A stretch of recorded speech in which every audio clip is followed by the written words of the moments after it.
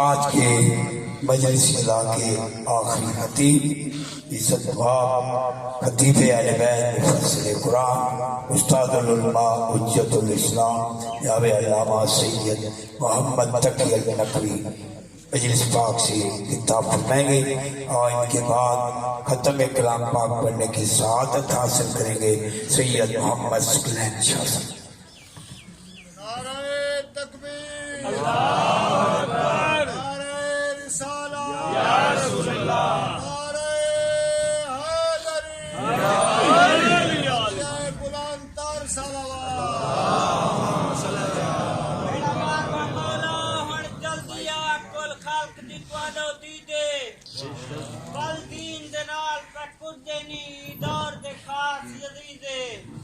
اسلام دے ٹھیکے دار سریدے رہن دشمنال نبی دے سید امتائیں دا نکاح دے ودے فتوے دے ای دور دے خاص پلی دے کٹ آنو نا جا گرد نہ تو تھی دے آل دی جگتے ای دے ایک دیندی سید زادی بھی جگتے کلم کیاں دی مائے اے مینی آدھا قرآن آدھا ہے پڑھو سورت پاک نسائے بواد بلند سلوار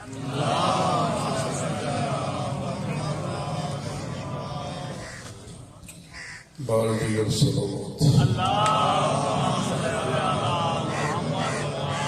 اور حبیب خدا پاک محمد مصطفیٰ بلند تر صلوات محمد وجل فرجم ماشاءاللہ جمیع عبادات بالخصوص مجلس اعضاء کی قبولیت کے لیے بآواز بلند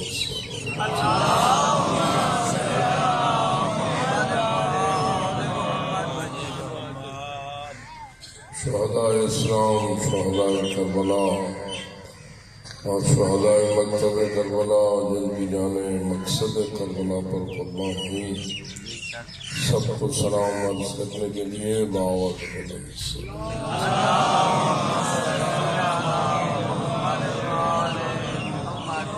جن ظالموں، قاتلوں اور دہشت گردوں نے ان شہیدوں کے خون میں ہاتھ رنگے اور اپنے یزیدی منحوس اہداف کے حصول کے لیے دہشت گردی اور قتل و غارت کو پھیلایا، نہ فقط پاکستان کے امن کو تباہ کیا بلکہ پورے عالم اسلام میں بدامنی کو پھیلایا، ان ملائن کی رسوائی و ناکامی اور مکمل بے یقینی کے لیے بآواز بلند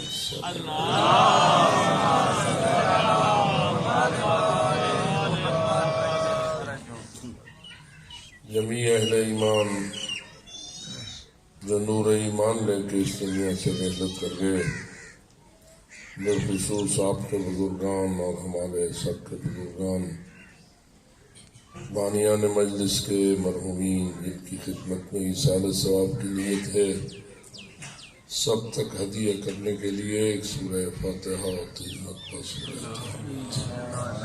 بسم اللہ الرحمن الرحیم الحمد للہ رب العالمین الرحمن الرحیم مالک یوم الدین ایاک نعبد و ایاک نستعین اهدنا الصراط المستقیم صراط الذین انعمت علیہم غیر المغضوب علیہم ولا الضالین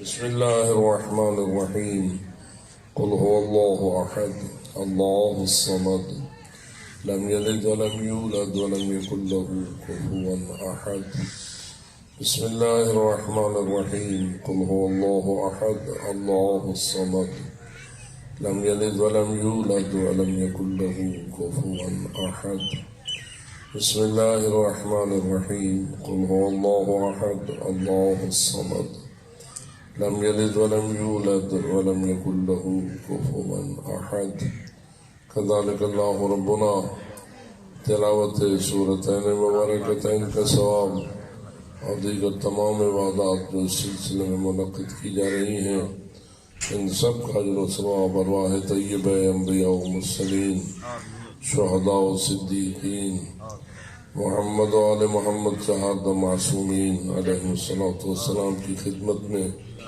ہدیہ ہونے کے بعد جتنے بھی اہل ایمان محبت امیر المومنین والے بیت علیہ السلام لے کر اس دنیا سے رحلت کر گئے، سب کی خدمت میں ہدیہ کرنے کے لیے، سب کی بخشش مغفرت اور بلندی درجات کے لیے بآواز بلند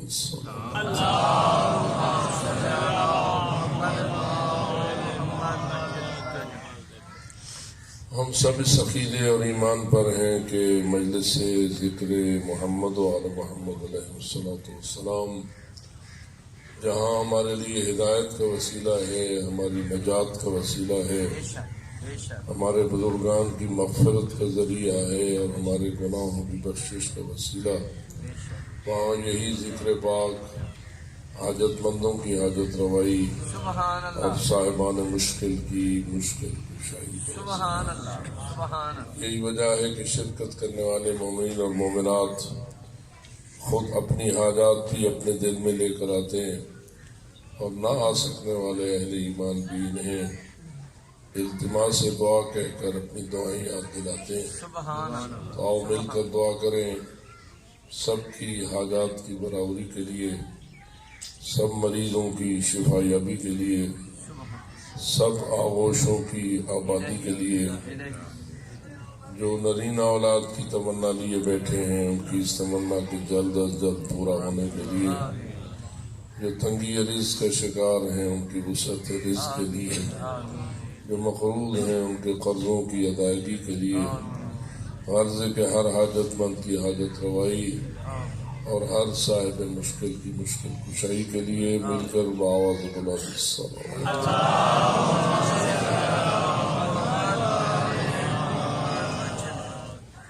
ہماری سب سے اہم ترین دعا اور التجا جس میں ہماری زندگی کی تمام مشکلات کا حل پوشیدہ ہے، ظہور حضرت قائم آل محمد علیہ السلام،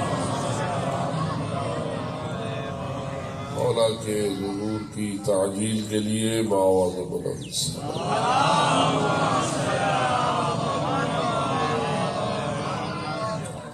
ماشاء اللہ لا حول ولا قوة الا باللہ العلی العظیم رب اشرح لی صدری ویسر لی امری واحلل عقدۃ من لسانی یفقهوا قولی اعوذ باللہ من الشیطان اللعین الرجیم بسم اللہ الرحمن الرحیم الحمد للہ رب العالمین والصلاة والسلام على أشرف الأنبياء والمرسلين سيدنا ونبينا وشفيع ذنوبنا وطبيب قلوبنا ومولانا أبي القاسم محمد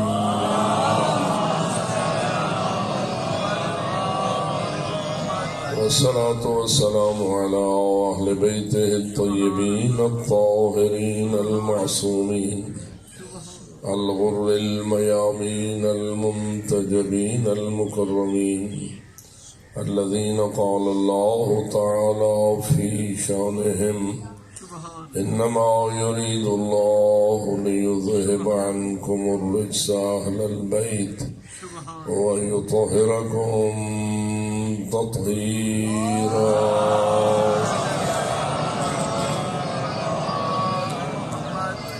ورحمة الله على أحبابهم وأصحابهم وشيعتهم ومواليهم أجمعين ولعنة الله على أعدائهم وقاتليهم وظالميهم ملعونين من يوم ظلمهم إلى أبد العابدين أما بعد فقال الله تبارك وتعالى في كتابه المبين وخطابه المتين بسم الله الرحمن الرحيم إن أول بيت وضع للناس للذي ببكة مباركا وهدى للعالمين صلوات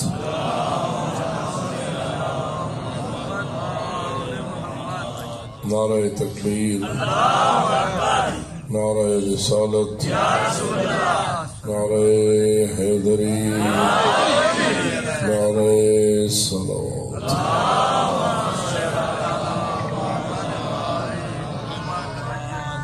بارگاہ عادیت میں نیازمندانہ اور عاجزانہ التجا ہے بحق محمد و آل محمد علیہ السلام آپ سب کی پرخلوص عبادات قبول اور بانیان محترم نے جس خلوص کے ساتھ اس مقدس عبادت کا انتظام فرمایا اور محنت کی، رب العزت ان کی طرف سے بھی اس کاوش کو شرف قبولیت نصیب۔ جن بزرگان کی خدمت میں ایصال ثواب کی نیت سے یہ سارا انتظام کیا گیا، خداوند منان ان کی قبور کو نور ولایت سے منور فرمائے، برزخ اور آخرت کی ہر منزل میں انہیں چہاردہ معصومین علیہ الصلوۃ والسلام کی شفاعت نصیب فرمائے، ان کی زندگی کی تمام نیکیاں قبول اور منظور فرمائے، انسانی حوالے سے جو خطائیں ان سے صادر ہوئی ہوں بحق سید کائنات فاطمۃ الزہراء سلام اللہ علیہا ان کی ہر خطا سے درگزر فرمائے اور ان کے ہر گناہ کو معاف فرمائے، انہیں جنت کے بلند درجات نصیب فرمائے، عذاب جہنم سے مکمل طور پر محفوظ فرمائے۔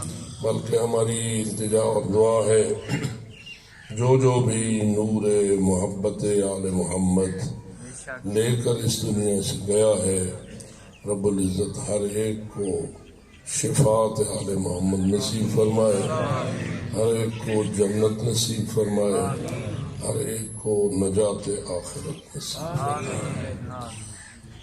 اور ہم جو بھی زندگی کی منزلوں سے گزر رہے ہیں اور قرآن کا اعلان ہے کل نفس ذائقۃ الموت، بالآخر ہر زندہ نے موت کا ذائقہ چکھنا ہے۔ یہ تو یقین ہے کہ مرنا ہے، اس میں کوئی شک و شبہ کی گنجائش نہیں ہے، لیکن عجیب ہے کہ جس نے یہ بتا دیا ہے کہ تم نے موت کا ذائقہ چکھنا ہے، اس نے یہ نہیں بتایا کہ وہ کون سا لمحہ ہے جب تمہاری موت کا وقت آئے۔ موت کا بتا دیا ہے، موت کے لمحے کا نہیں بتایا۔ ہم سب کو موت کا علم ہے، لیکن کس وقت وہ موت آئے گی اس کا علم نہیں ہے۔ ایک پہلو سے علم ہے، دوسرے پہلو سے لا علمی ہے۔ تو میں اب سب داناؤں سے پوچھتا ہوں، علم بہتر ہوتا ہے یا لا علمی؟ سارے عقل مند بیٹھے ہو، دانا بیٹھے ہو، سمجھدار بیٹھے ہو، علم افضل ہوتا ہے یا لا علمی؟ علم افضل ہوتا ہے یا جہالت؟ علم نور ہے، لا علمی اندھیرا ہے۔ علم روشنی ہے، جہالت تاریکی ہے۔ تو ایک پہلو کا آپ کو اس نے علم دے دیا، دوسرے پہلو سے لا علم رکھا، ان دو پہلوؤں میں سے کون سا پہلو اس نے بہتر کیا؟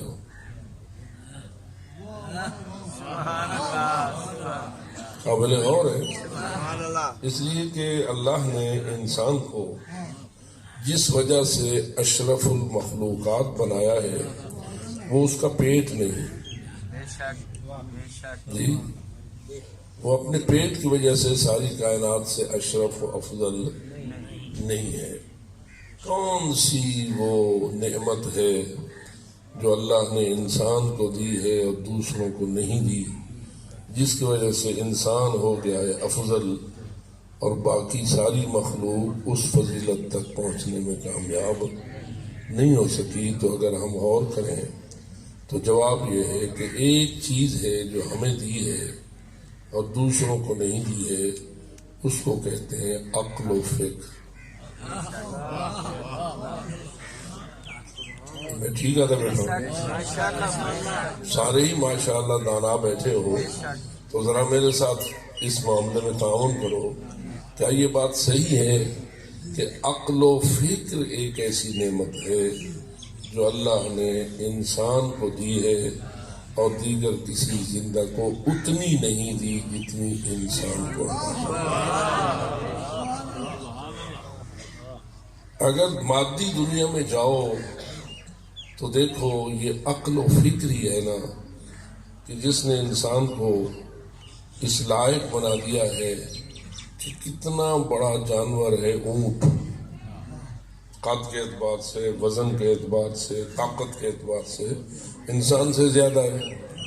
لیکن یہ کیا چیز ہے کہ انسان کا ایک 5 سال کا بچہ ایک مہار کو پکڑ کے چلتا ہے اور ہزاروں اونٹ اس کے پیچھے غلام بن کے چلنے پر مجبور ہو جاتے ہیں. طاقت تو ان کی زیادہ ہے، وزن تو ان کا زیادہ ہے، قد تو ان کا زیادہ ہے. یہ 5 سال کا بچہ کیا چیز ہے اونٹ کے مقابلے میں؟ لیکن کوئی شے ایسی ہے کہ جس نے اس 5 سال کے بچے کے پیچھے 1000 اونٹوں کی قطار کو چلنے پہ مجبور کر دیا. وہ کیا چیز ہے؟ انسان کے پاس ایک عقل ہے، اس عقل کے ساتھ اس نے اونٹ کی ایک ناک کی جگہ کو پکڑ لیا ہے، اس میں ڈالی ہے نکیل، اس میں ڈالی ہے ایک مہار، پکڑا دی اپنے 5 سال کے بچے کے ہاتھ میں. اب جدھر بچہ جائے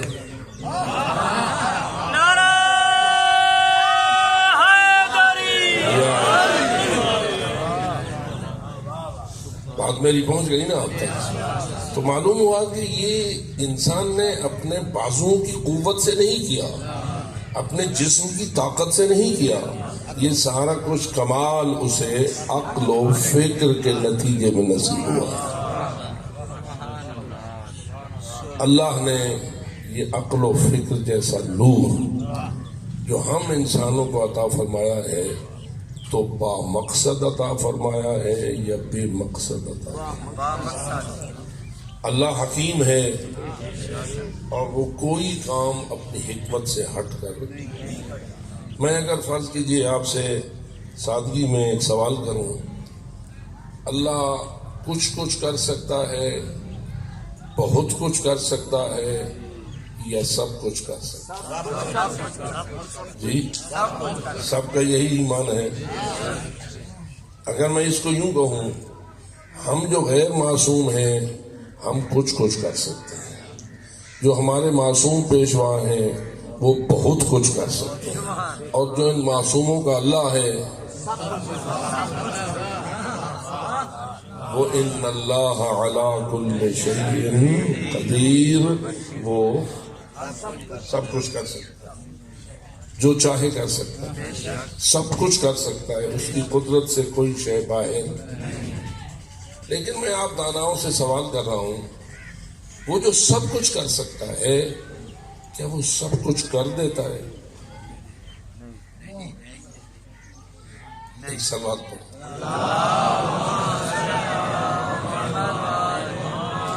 دیکھیے، میں آپ سے کچھ پوچھوں گا، کچھ عرض کروں گا تاکہ ذہن کھلے اور معاملات کو آپ سمجھیں. تو میں یہ سوال کر رہا ہوں کہ وہ سب کچھ کر تو سکتا ہے لیکن کیا سب کچھ کر دیتا ہے؟ کتنے جوڑے ہیں جو لاولد فوت ہو گئے؟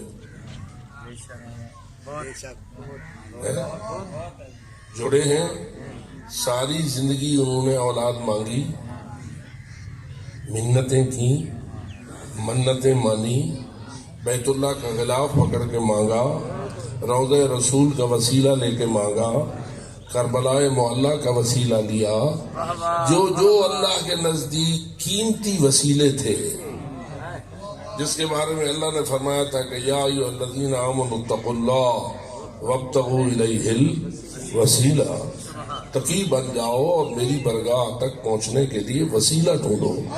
اور 14 معصومین نے کہا نحن الوسیلہ، وہ وسیلہ تو ہم ہیں.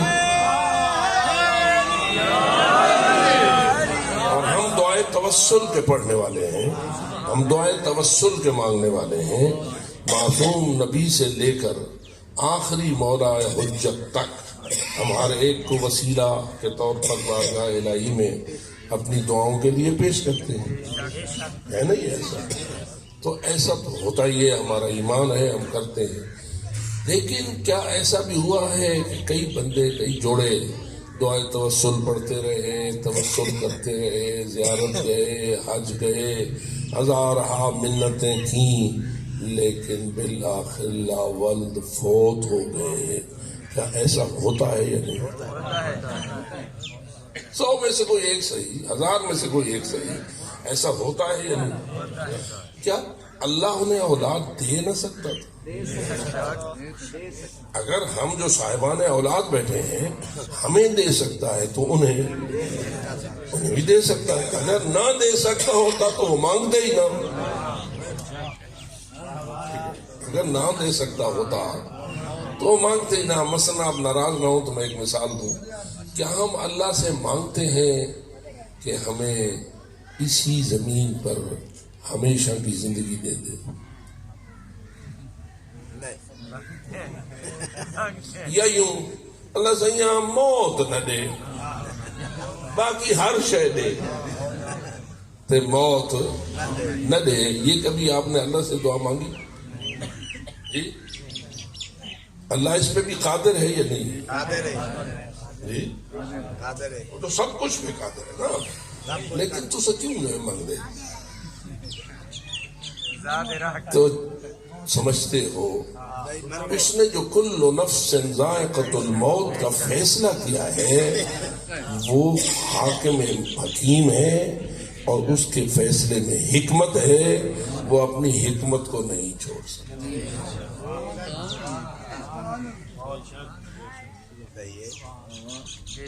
اللہ کی قدرت بھی لامحدود ہے تو اللہ کی حکمت بھی لامحدود ہے۔ نہج البلاغہ میں امیر المومنین کا ارشاد مقدس ہے، لیس لصفته حد محدود ولا نعت موجود ولا وقت معدود ولا اجل ممدود۔ میرے اللہ کی کسی صفت کی کسی بھی لحاظ سے کوئی حد نہیں ہے، اس کی قدرت لامحدود، اس کا علم لامحدود، اس کی حکمت لامحدود، وہ ہر صفت میں لا محدود ہے تو وہ لامحدود، لیکن کیا وجہ ہے کہ قدرت رکھتے ہوئے استعمال نہیں کر رہا؟ اولاد دے سکتا ہے لیکن دے نہیں رہا، تو جواب یہ ہے کہ اس کی حکمت نہیں دلا رہی۔ تھوڑا سا غور کر، ایک بندہ شیطان کی چنگل میں چلا گیا اور اس نے نعرہ لگا دیا، انا ربکم الاعلی، میں تمہارا سب سے اونچا رب ہوں۔ جانتے ہو پتہ ہے وہ کون تھا؟ وہ سر میں ناچ چلے بیٹھے، کون تھا؟ فرعون تھا تو ایک بادشاہ، اس کی کچھ رعایت تھی، اس کی جاگیر تھی، جائیداد تھی، پیسہ تھا، لشکر تھا، یہ اقتدار تو تھا ہی، لیکن اس کو جو غرور چڑھا اور دماغ پہ تکبر سوار ہوا تے بندہ نہ رہا، بندگی سے نکل گیا، بندہ نہ رہا، تو اب اس نے کیا نعرہ لگا دیا؟ انا ربکم الاعلی۔ اب ذرا دیکھ، اس نے جو رب کا نعرہ لگایا نا، اللہ نے اس کے ساتھ کیا کیا۔ اس کو کسی نجومی نے بتایا ان بنی اسرائیل میں ایک بچہ پیدا ہوگا جو تیری حکومت و تخت و تاج کو ختم کر دے گا۔ اس کو لگ گیا ڈر، یہ رب ہی نہیں ہونا، ذرا تھوڑا رابطہ تعارف بھی کرے نا۔ ایک نجومی نے کہا اور ہو گیا ڈر، اتنا ڈرا کہ بنی اسرائیل کا ہر بچہ قتل کر دیا، بلکہ آئندہ کے لیے بھی ماؤں کے پیٹ پھاڑ کر ذبح کرا دیتا تھا. ایک حدیث میں نے پڑھا کہ حضرت امام صادق علیہ محمد علیہ السلام نے فرمایا کہ اس ملعون نے 20,000 بچے قتل کروائے. یہ سب کچھ کیا تھا؟ کیوں مروا رہا تھا؟ ڈر. کس چیز کا؟ تاکہ وہ بچہ جوان نہ ہو اور میرے تخت و تاج کو تباہ. اب ذرا ایک پہلو کو میں آپ کے سامنے تھوڑا سا تبصرہ کرتا ہوں. یہ فرعون عقل مند تھا؟ ذرا میرے بات دھرو. یہ اکیلا ہی عقل مند ہے بھائی. ایک نجومی نے کہا ہے. آپ ذرا اس پہ تبصرہ کیجئے. دیکھیے یہ تبصرہ ہمارا اور تحلیل ہمیں مومن بناتی ہے, ہمارے ایمان کو محفوظ کرتی ہے. جنہ بیچارے چھوڑیاں دا عقل کام نہیں کر سکتا نا, وہ ٹردے ہی انہیں پیروں دے پچھوں. میں کیا کروں, بات آ جاتی ہے وہ کہہ دیتا ہوں. یہ بتائیے کہ اللہ آپ کو خواب میں نظر آ سکتا ہے؟ بیٹے ہو, کیونکہ میں فقط آپ کی سوچ کو سیکل کرنے والی باتیں کروں گا. مجھے مقصود یہ نہیں ہے کہ تم میرے لیے نعرے لگاؤ. نعرے لگاؤ کہ نعرہ لگانا عبادت ہے, لیکن میری بات کو سمجھو پھر نعرہ لگاؤ. اب میں آپ سے پوچھ رہا ہوں, ایک تو یہ آنکھ ہے, ایک اس آنکھ سے اللہ دکھائی دے سکتا ہے؟ جی نہیں. ایک اور آنکھ ہے, وہ اس وقت کھلتی ہے جب یہ آنکھ گہری نیند میں چلی جاتی ہے. اس کو کہتے ہیں خواب کی آنکھ. ہے یہ بھی تھوڑے کو ہے خواب والی آنکھ ہے. خواب آنگن. قرآن نے خواب بیان کیے. حضرت یوسف نے کیا کیا تھا؟ خواب ہی تو دیکھا تھا نا کہ رہے تو 11 کوكبا والشمس والقمر رأيتهم لي ساجدين. میں نے دیکھا ہے کہ 11 ستارے ہیں, ایک سورج ہے, ایک چاند ہے, اور وہ سب میرا سجدہ کر رہے ہیں. یعقوب علیہ السلام ان کے والد سے کہا گیا, عرض کیا حضرت یوسف نے وہ خواب, تو بابا نے کہا چپ رہو, دسے نا یہ یار ہے نا, یہ تیرے بھرا ہے, تو ان وقت کو جینا نہیں چھوڑ رہا ہے نا. ایسا تو خواب آیا تھا نا یوسف کو, اور وہ پوری سورہ یوسف اس خواب سے شروع ہوتی ہے اور اس خواب کی تعبیر تک جاتی ہے. ٹھیک ہے, خواب تھا. ایک خواب حضرت ابراہیم نے دیکھا تھا. یا بنی انی رأیت فی المنام انی اذبحک فانظر ماذا تری. اپنے بیٹے لخت جگر اسماعیل کو کہہ رہے ہیں, میرے بیٹے پیارے, میں نے خواب میں دیکھا ہے تجھے ذبح کر رہا ہوں, تیری رائے کیا ہے؟ تو میں اس پہ مزید تبصرہ نہیں کرنا چاہتا, فقط توجہ دلا رہا ہوں. خواب کی آنکھ ہے آپ کے پاس ہے؟ یہ خواب کی آنکھ وسیع تر دیکھتی ہے یا یہ آنکھ وسیع دیکھتی ہے؟ کیا جو کچھ خواب میں آپ دیکھتے ہیں کوئی ایسی چیزیں بھی دیکھ لیتے ہیں جنہیں یہ آنکھ نہیں دیکھ سکتی؟ جی کہ نہیں دیکھا؟ متا تسا خواب مکہ ڈٹھا ہو, حج ابھی تک تم نے نہیں کیا, عمرہ تم نے نہیں کیا, تو کیا ہو سکتا ہے کہ آپ خواب میں بیت اللہ کو دیکھ لیں؟ جی ہو سکتا ہے. اچھا, کیا ایسا ہو سکتا ہے کہ آپ خواب میں کربلا ہو آئے؟ ہو سکتا ہے. کیا ایسا ہو سکتا ہے کہ خواب میں پاک رسول کی زیارت کر لیں؟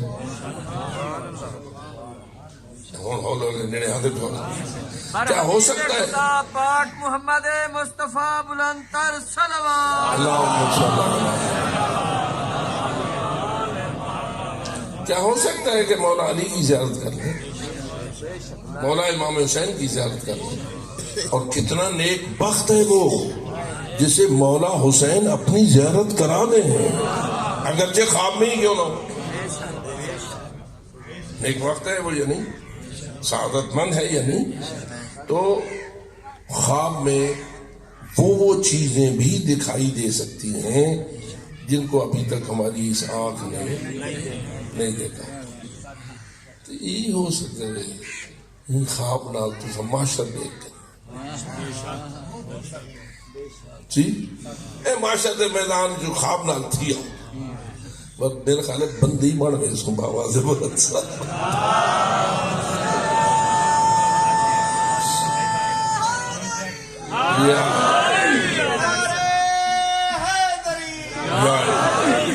اب ایک بڑا پیر، بہت اونچا پیر، جنہیں نہ دوتے یاری والا کھیر تقسیم کی آدھے راکی جی خوشی وہ پیر اپنی کتاب میں لکھتا ہے کہ میں نے خواب میں اللہ کی 99 مرتبہ زیارت کی اور پھر میرا دل دعا مانگنے لگا، اللہ سیاں ایک زیارت بڑی تھی سو جاتا ہوں. پھر وہ فرماتے ہیں کہ ہاں ایک اور زیارت بھی مجھے نصیب ہو گئی اور نتیجتاً میری اللہ کی زیارت 100 مرتبہ والی. اب میں آپ سے پوچھتا ہوں، آپ بھی تو مخلوق خدا ہیں، آپ کو بھی کبھی اللہ کی زیارت ہوئی خواب میں؟ یہ ساری زیارتیں تو میں نے آپ کو عرض کر دوں. رسول پاک کی زیارت ممکن، امام پاک کی زیارت ممکن، مولا امام زمان علیہ السلام عجل اللہ تعالی فرج شریف کی زیارت ممکن ہے نا ایسا. لیکن آخر ایک بڑی شے ہے تو سب جو پاک رسول کو ہی زیارت کر سکتے ہو تو اللہ سائیں جی سے کرو. میں ہم چپ کر گئے، میرے خیال میں اگلی گال نہیں کرے گا، آپ سوچ کر تو ایک گال ہے نا. حضرت موسیٰ نے ان آنکھوں سے نہ دیکھا، میں تو خواب کی آنکھ کی بات کر رہا ہوں. تو میرے دوستو اللہ بلند ہے اس سے کہ تیری یہ آنکھوں سے دیکھے یا تیری خواب کی آنکھوں سے دیکھے. اللہ دکھائی دینے کے لائق نہیں ہے، نہ اس آنکھ کے ذریعہ نہ خواب والی پتنی جان سمجھ آتی بھی ہے. بلکہ میں تو اس حد تک آپ کو متوجہ کر رہا ہوں جس کا جنت پہنچنے کا پروگرام ہے، نعرہ حیدری. انشاءاللہ سارے جنتی ہیں، جس کے دل میں علی بستا ہے جنت بنائی ہی اسی کے لیے. سچ ہے یا نہیں؟ کچی گال ہے پکی گال ہے.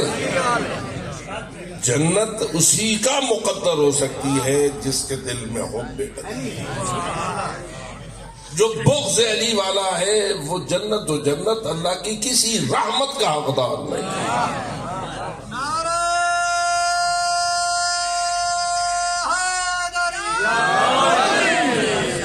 رسول اکرم کی حدیث ہے اور تمام کتابوں میں ہے، الا ومن مات علی بغض آل محمد مات کافرا کتب بین عینیہ یوم القیامت آئس من رحمت اللہ. جس کے دل میں بغض اہل بیت ہو، بغض آل محمد ہو اور اسی حالت پہ مرے. یعنی جب اسرائیل روح قبض کرنے کے لیے آئے تو دیکھے کہ اس کے اندر کیا بھرا ہوا ہے، بغض آل محمد بھرا ہوا ہے. تو رسول اکرم فرماتے ہیں ایسا بندہ مسلمان فوت نہیں ہوتا، کافر. اور اس کے ماتھے پر لکھ دیا جاتا ہے آئس من رحمت اللہ. یہ بندہ کبھی بھی اللہ کی رحمت کا حقدار نہیں. پس نتیجہ کیا نکلا کہ جنت کا حقدار کون؟ اس کے دل میں حب اہل بیت ہو. اللہ آپ کو حب اہل بیت مبارک کرے، اسی پہ جینا نصیب فرمائے، اسی پہ مرنا نصیب فرمائے. اس دعا کی قبولیت کے لیے بآواز بلند صلوات.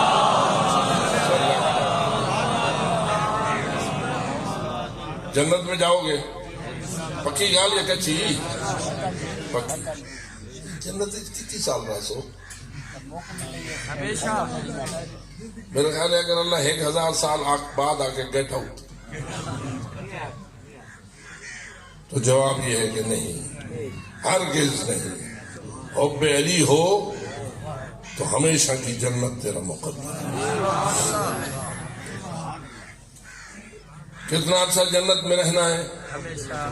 ہمیشہ کتنی صدیوں کا ہوتا ہے؟ پڑھے لکھے لوگ تو کم از کم 200۔ تو جواب یہ ہے کہ جس کی کہیں حد بندی نہیں ہو سکتی اور اس نے کبھی ختم نہیں ہونا، جو ختم ہو جائے وہ ہمیشہ نہیں۔ اور اللہ نے فرمایا الذین آمنوا وعملوا الصالحات اولئک اصحاب الجنہ ہم فیہا خالدون۔ جو الذین آمنوا ہے، پاک رسول فرماتے ہیں مومن کون؟ فرماتا ہے یا علی حبوں کا ایمان، اے علی تیری محبت ہی تو ایمان ہے۔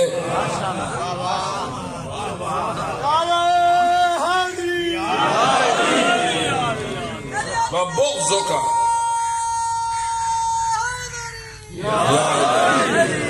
بغضوں کا کفر و نفاق، اور اے میرے بھائی علی تیری محبت ایمان، تیرا بغض کفر بھی ہے، منافقت بھی ہے۔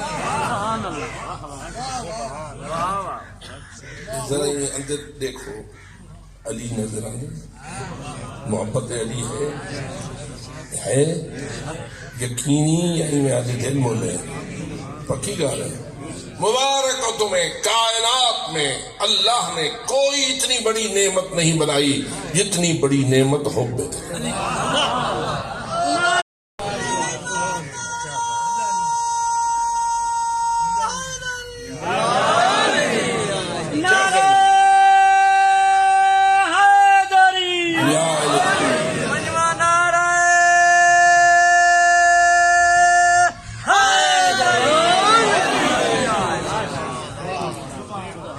مثلا میں خانگڑھ کے علاقے میں آ بیٹھا ہوں، یہ زرخیز زمین، یہ باغات، یہ نہریں، یہ پانی، یہ اللہ کی نعمت ہے جی، لیکن یہ اعلیٰ زرخیز باغات یہ بڑی نعمت ہے، یہ حب ہے۔ کوئی بڑے جاگیردار خان صاحب بیٹھے ہوں جن کے ہزاروں مربع کے باغات ہوں، میں کہہ سکتا ہوں اگر وہ حب علی پہ فوت نہ ہوا تو اس سے بڑھ کر غریب کوئی نہیں، اور جس کی جھکی بھی نہ ہو لیکن حب علی پہ فوت ہو اس سے بڑھ کر امیر کوئی نہیں۔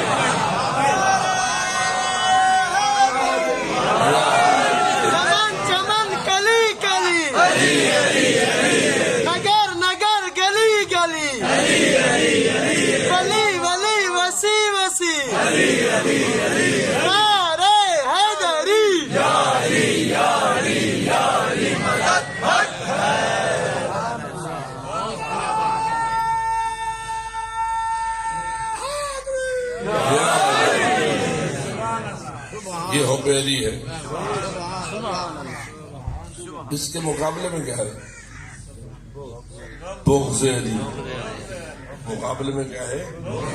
ہر چیز کی ایک ضد ہوتی ہے نا، تو حب علی کے مقابلے میں کیا ہے؟ بغض علی۔ اور میں ایمان رکھتا ہوں اور آپ کا بھی یہی ہے کہ اس کائنات کی سب سے بڑی گندگی اور نجاست کا نام ہے بغض۔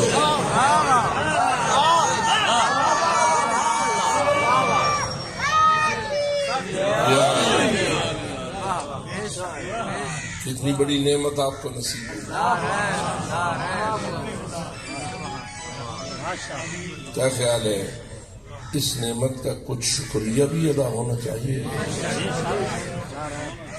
قرآنی فارمولہ ہے، قرآن کا کلیہ قاعدہ ہے، فرماتا ہے لئن شکرتم لأزیدنکم وَلَئِن كَفَرْتُم مِّنْ عَذَابِي لَشَدِيدٌ۔ اگر تم میری دی ہوئی نعمت کا شکر ادا کرتے جاؤ گے میں نعمت بڑھاتا جاؤں گا۔ یہ کلیہ قاعدہ ہے، اللہ نے یہ قاعدہ کلیہ ہمیں دے دیا ہے کہ تم میری نعمت کا شکر بڑھاتے جاؤ، میں انعام میں اضافہ کرتا چلاؤں گا۔ لیکن اگر تم ناشکرے ہو گئے، لئن کفرتم، اگر تم نے کفران نعمت کیا تو پھر یہ بات یاد رکھو، ان عذابی لشدید، پھر جب میں عذاب بھیجتا ہوں تو وہ نرم نہیں ہوتا۔ اب ذرا اسی بنیاد پر دیکھیے اللہ کی سب سے بڑی نعمت کون سی ہے؟ ابھی یہ بات میں کر رہا تھا، بندے والا سیدہ مربع زمین کی مربع زمین ہے، 100 مربع زمین، اتنی تولا سونا، 2-4 مانا جٹانا، یہ دنیا داروں کا کام ہے۔ اگر تو اللہ سے مانگنا چاہتا ہے یا علی مدد کہہ کر، تو حب علی کی ترقی کو مانگ۔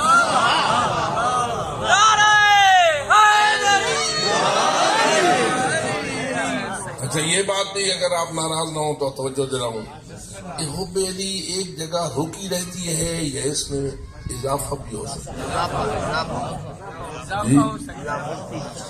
ایک بار ذرا تھوڑا جا روز جائزہ ہی ادا کرو، حالی اوہ کو جہاں جنا کوئی کل ہم تھوڑا جا اچھا تھی گیا۔ یہ جو مجلسیں ہیں ان کی کامیابی فقط اس سے نہیں کہ کس کو زیادہ پیسے ملے اور کس کو زیادہ نعرے ملے، کامیابی اس میں ہے کہ اس نے کیا امت کی محبت علی کے گراف میں اضافہ کیا ہے یا نہیں کیا۔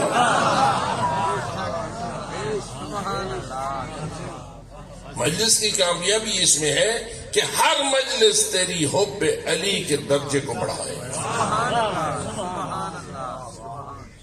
میں غلط کی تھی، اصل تو بندے نہیں جانتے، مجلس ٹنگی گئی ہے، کوئی نہیں سی تو پتہ وہ کیوں ٹنگی ہے جو نعرے زیادہ لگ گئے۔ مرام سے نبی بابا نعرے نہیں، تیری حب علی کا گراف جتنا بلند ہوتا جائے گا اتنی مجلس کامیاب ہوتی ہے۔ درجہ بلند اسے کیا ہی ہو سکتے حب علی ودھے؟ سارے سلمان تک کہنے سے بڑھ گئے، ہم سارے ابو ذر تو نہیں بن گئے، ہم سارے میثم تمار تو نہیں بن گئے۔ اس کا مطلب یہ ہوا کہ سلمان کے درجے تک پہنچنے کے لیے تجھے کچھ اور شکر محبت علی انجام دینا ہوگا۔ ویسے یہ محبت علی جو آپ کو نصیب ہوئی ہے اس کا بھی کوئی سبب ہوگا، یہی نہیں نصیب تھی۔ اگر ایسے ہی ہوتی تو چاروں طرف تجھے ہر کوئی محب علی نظر آتا۔ کان گاڑ اس کا یہ ہے جن کے دل میں حب علی نہیں، رو نہیں، خیر تو آتے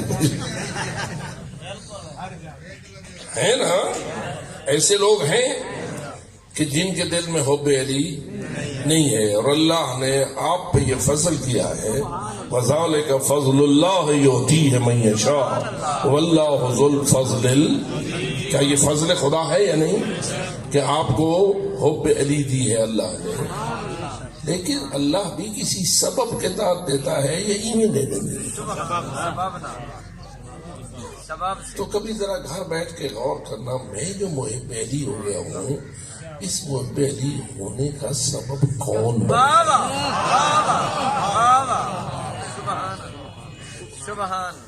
جو تیرے محب علی ہونے کا سبب بنا ہے وہ تیرا سب سے بڑا محسن ہے یا نہیں؟ جی؟ اور اگر وہ تیری ماں ہے،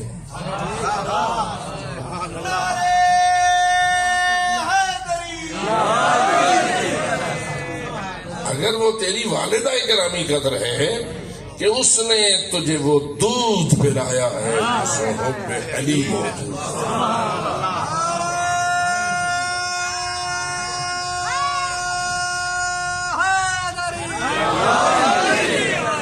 اس نے تجھے گود میں لے کے ایسی لوریاں دی ہیں کہ جن میں حب علی کا درس چلتا ہے. ان ماؤں سے کہہ دو فقط اولاد نہ مانگو، اولاد کے دل میں حب علی کا بیج کاشت کرنے کا درس بھی سیکھو. وہ زمانہ لگ نہ جائے، پرانا نہ ہو جائے کہ جب مائیں گود میں لے کے لوری میں ذکر علی کیا کرتی ہے.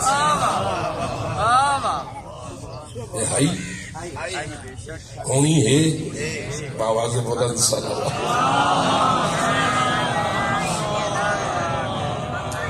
میں متوجہ کرنا چاہتا ہوں، آج کل کا دور بچیوں کو تعلیم دینے کا دور ہے. F A, B A, M A, P H D دختران ہو رہی ہیں یا نہیں؟ اور حکومت اس بات پر فخر کر رہی ہے کہ ہم نے دیہات کے دور علاقوں میں کالج بنائے ہیں، یونیورسٹیاں بنائی ہیں.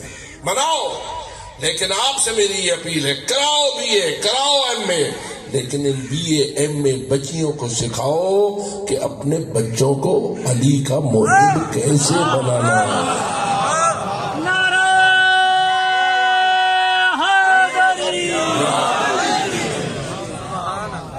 ماں تو ایک ان پڑھ عورت بھی بن جاتی ہے، ماں تعلیم یافتہ عورت بھی بن جاتی ہے. اللہ کا نظام تو ہے نا. تھاپیاں تھاپنے والے بھی ماں بن جاتی ہے، لیڈی ڈاکٹر صاحبہ بھی ماں بن جاتی ہے نا. لیکن یہ جو ماں کے قدموں میں جنت ہے، یہ کون سی ماں ہے؟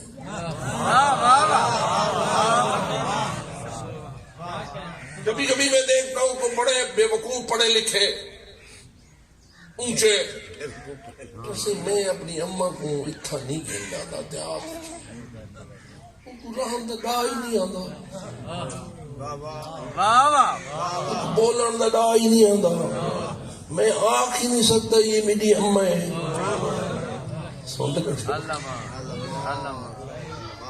اس تعلیم سے بچ. جو تجھے ماں کو ماں کہنے اور ماں کی عزت کرنے سے روکے وہ تعلیم نہیں، وہ جہالت ہے.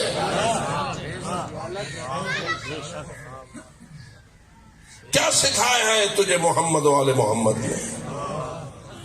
تیری ماں اگر تعلیم یافتہ ہو اس کے قدموں میں جنت ہے، اور اگر تھاپیاں تھاپنے والی ہو اس کے قدموں میں اسی کے. یہ ماں بنانے کا اختیار کس کے پاس ہے؟ اللہ نے یہ اختیار اپنے ہاتھ میں رکھا ہے.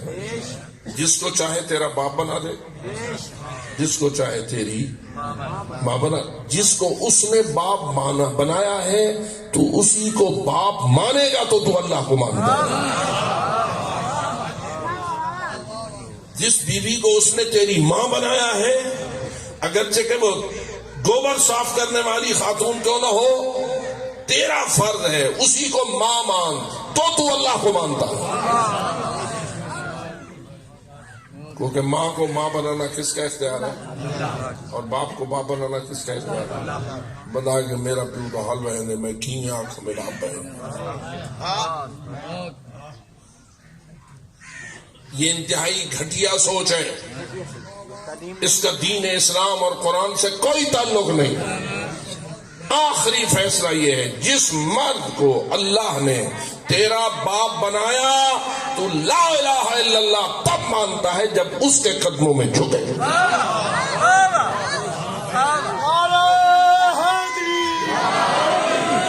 اگر تو اللہ کے سجدے دے اور اپنے باپ کو باپ نہ مانے تو اللہ بھی جواب میں کہے گا، جس کو میں نے تیرا باپ بنایا تھا تو نے نہیں مانا تو تو نے مجھے کیا مانا؟ کیا تجھے یاد نہیں کہ میں نے جس کو کہا تھا اس مٹی سے بنایا ہے میں نے آدم کو، تو سجدہ کر. ابلیس نے سجدہ نہ کیا. کیا کہہ کے سجدہ نہ کیا؟ میں تو اس آدم سے افضل ہوں. کیوں افضل ہے؟ ذرا غور سے دلیل دیتا ہے. کون؟ شیطان. دلیل ہی اللہ سے ہی ہے. سنتے بیٹھے ہو کس کے ساتھ گفتگو کر رہا ہے؟ اللہ سے. حکم کس نے دیا تھا؟ حضرت آدم کے سجدے کا حکم ملائکہ کو اور اس میں اس ابلیس کو کس نے دیا تھا؟ اللہ نے. اس نے سجدہ کیا؟ نہیں کیا. کیوں نہیں کیا؟ کہتا ہے انا خیر منہ، میں اس آدم سے افضل ہوں. یعنی ان میرے الفاظ سے اللہ سیاں تھی کہ اتنی گالی سمجھ نہیں آئی. دلیل کیا ہے؟ خلقتنی من نار وخلقتہ من طین، تو نے مجھے آگ سے پیدا کیا، آدم کو مٹی سے پیدا کیا، اس لیے میں اس سے افضل ہوں. اب ذرا دیکھ، اللہ نے پھر اس کے ساتھ کوئی مناظرہ نہیں دیا، اللہ نے اس کے ساتھ دلیل کا جواب نہیں دیا، بس اتنا کہا اخرج انک رجیم ان علیک لعنتی الی یوم الدین. نکل جا میری بارگاہ رحمت سے، مردود ہے تو، تجھ پہ میری لعنت اب ہمیشہ کے لیے برسا کرے گی. ادھر سے کہتا ہے تو نے خلق کیا ہے، ادھر سے کہتا ہے کہ میں جو سمجھتا ہوں میں صحیح ہوں اور تو غلط ہے.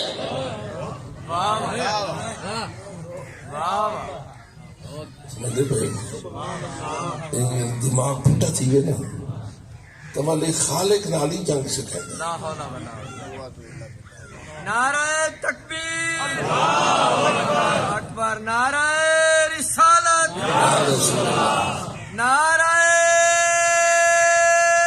حیدری. اللہ صحیح میں کیڑا حکم مننا چاہیے؟ سبحان ہر حکم، ول سوچ کے لو، نہیں ول سوچ کے لو، ولی سوچ کے کیوں کہیں کہیں ویلے بندے ڈنگے تھی اللہ امان نے اور اپنی نافرمانی کو بھی جائز بناتے ہیں، کرتے ہیں اللہ کی نافرمانی اور پھر کوئی نہ کوئی بہانہ ڈھونڈتے ہیں، دلیل دینے کی کوشش کرتے ہیں. جو اللہ کے حکم کے مقابلے میں اپنی دلیل پیش کرے وہی تو شیطان ہوتا ہے.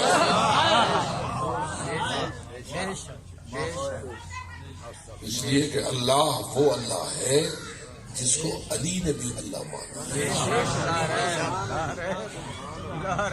اللہ وہ اللہ ہے جسے محمد مصطفیٰ نے بھی اپنا اللہ مانا. بلکہ محمد و آل محمد نے جتنی قربانیاں دی ہیں اس اللہ کے لیے دی ہیں،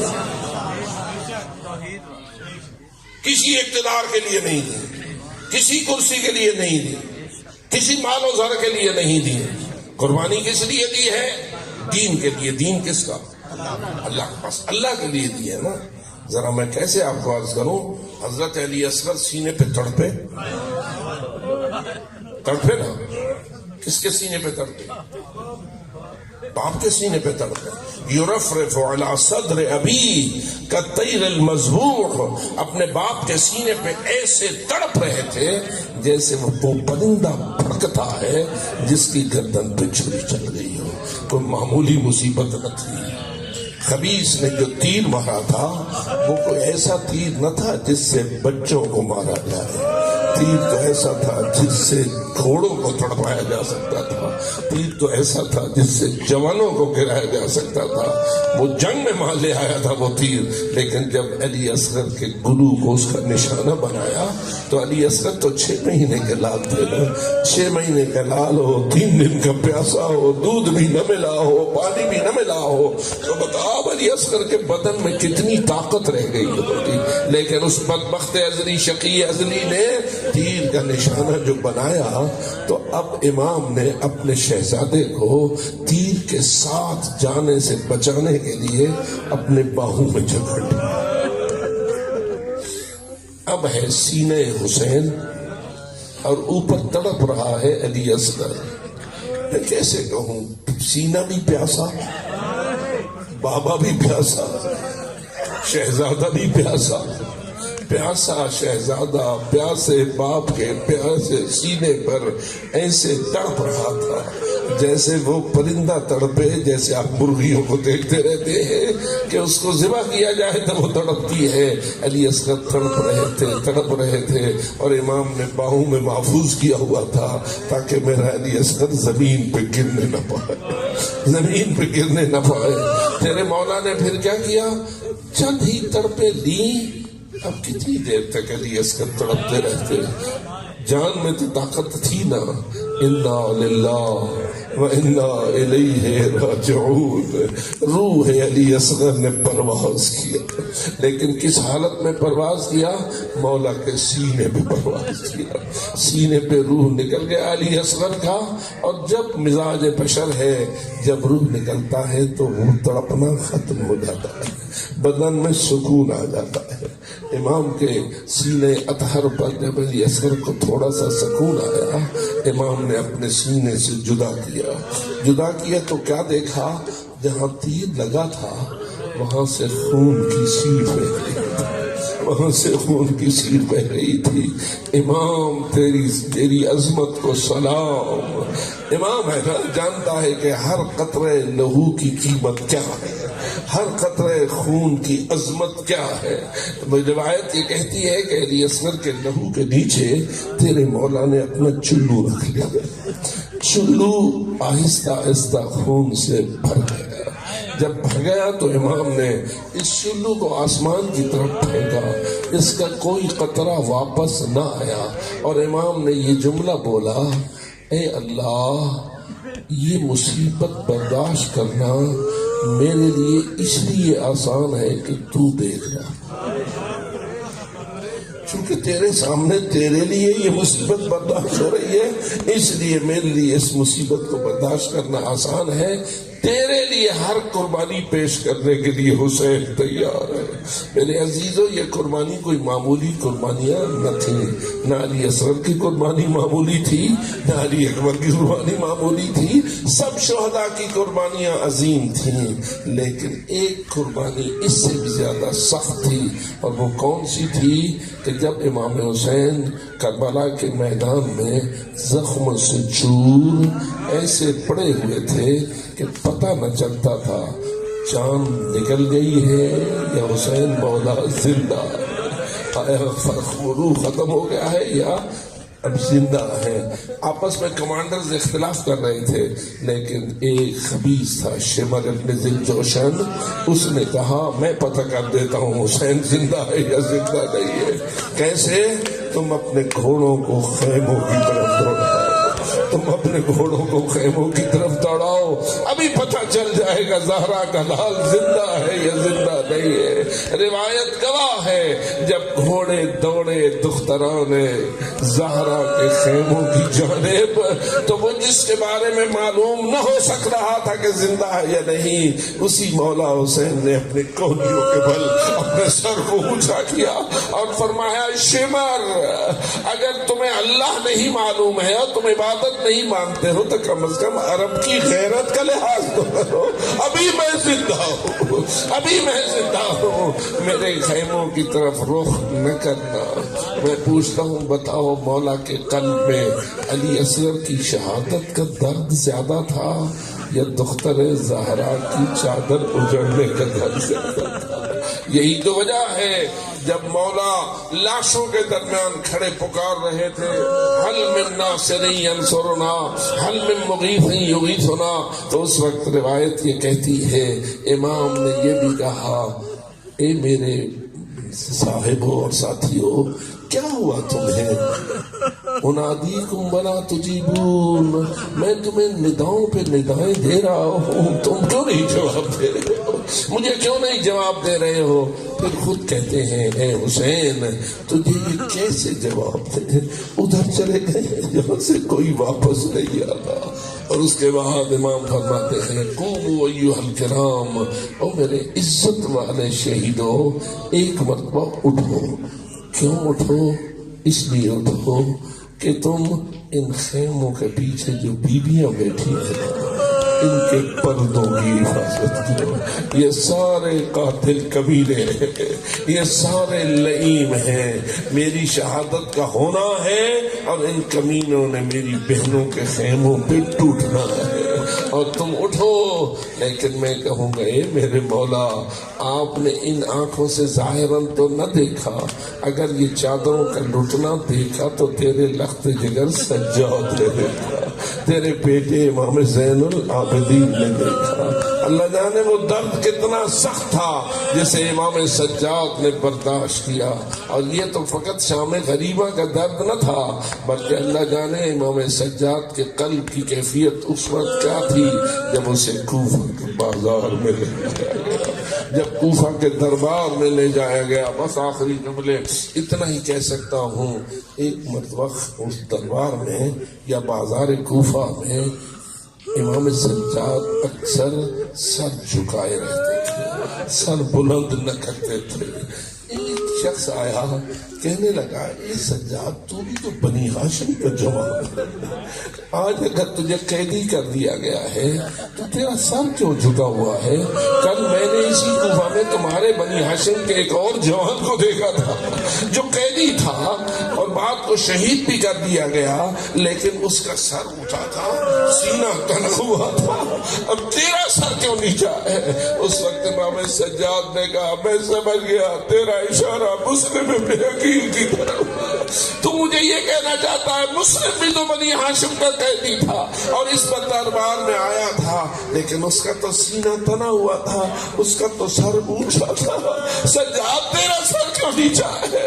اس وقت امام نے کہا اے کہنے والے سچ کہتا ہے تو، مسلم کا سر بلند تھا کہ اس کے ساتھ کوئی پھپھیا، اس کے ساتھ کوئی بہنے بے مقدو چادر نہ تھی، میرا سر اس لیے جھکا ہوا ہے میں دیکھ رہا ہوں ساری بیویاں بے مقدو چادر اس دربار میں لائی گئی ہے۔ تو عزاداران گرامی قدر اللہ آپ کو حب آل محمد کا یہ موتی نصیب رکھے، اس کی حفاظت کرو۔ مجلسوں میں یہ رونا حب آل محمد کے بڑھانے کا وسیلہ بنتا ہے، یہ گریہ علی الحسین تیری محبت کے گراف کو بلند کرتا ہے۔ اللہ تعالیٰ کی ذات تجھے آل محمد کا سچا محب رہنے کی توفیق عطا فرمائے، اور دوسری چیز یہ کہ یہ محبت ہماری آل محمد کی اطاعت سے جدا نہیں ہونا چاہیے، اطاعت سے جدا نہیں ہونا چاہیے۔ جن کو ہم اپنا محبوب کامل سمجھتے ہیں ہمیں ان کا تابع دار بھی کامل طور پر ہونا چاہیے، اس لیے کہ وہ محبت جو اطاعت سے جدا ہو جائے وہ محبت سچی محبت نہیں ہوتی۔ اللہ تعالیٰ کی ذات آپ سب کو اس خالص محبت کو مزید بڑھانے، شکر ادا کرنے اور اے خدا کی اطاعت کرنے کی توفیق کامل نصیب فرمائے، اور جو غلطی ہوئی ہیں ان کی سچی توبہ کی توفیق عطا فرمائے۔ اپنے لیے اپنے بزرگان کے لیے ایک سورہ فاتحہ۔